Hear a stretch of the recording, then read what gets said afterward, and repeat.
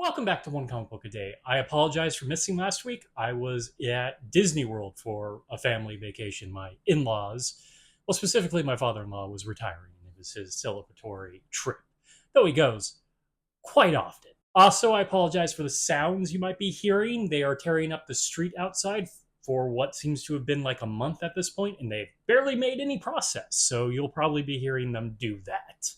I cannot control that, and the times they don't work are not great for me to record. Today we are covering Superboy issue 23 in the first story, Clark Kent Miser. Probably not what you wanted to hear from a Superboy story. And that goes along with the conflict. Hey, at least this comic has a consistent conflict. It takes a while to get to the conflict, but it has a consistent conflict that makes sense and works. Structurally, it's a fine story.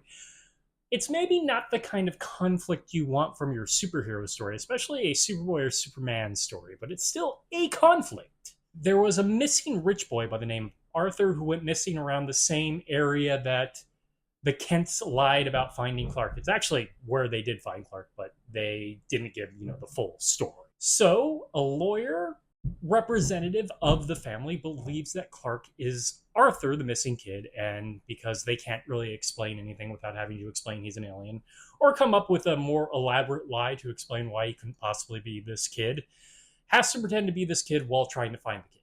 So the conflict ends up coming from people going to Clark for money.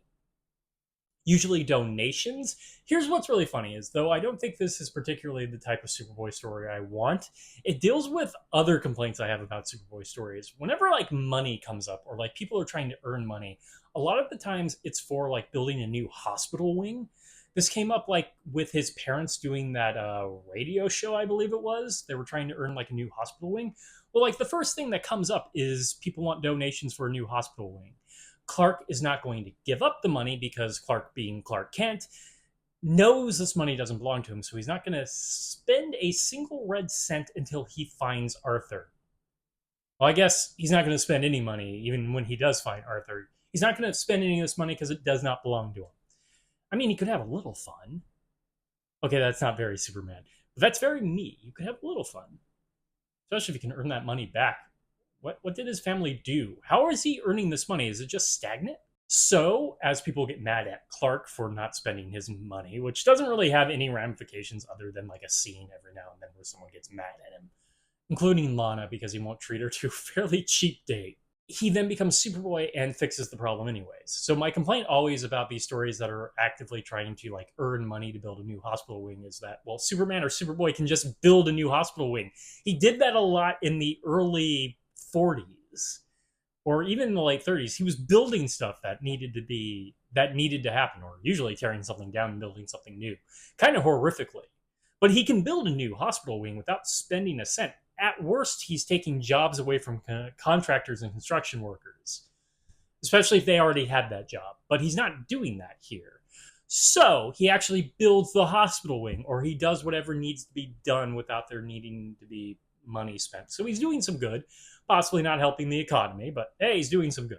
And that's basically what the story is. It actually takes till about halfway through the story. There was some criminals about that he takes care of that had really no bearing to the plot other than they needed more of an action scene because we're going to spend about 6 pages getting to him having the money.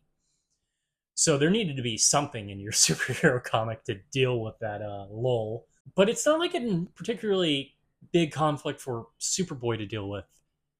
I mean, he's still coming off as a jerk. It's good that these things are consistently being done because he's becoming Superboy and doing them.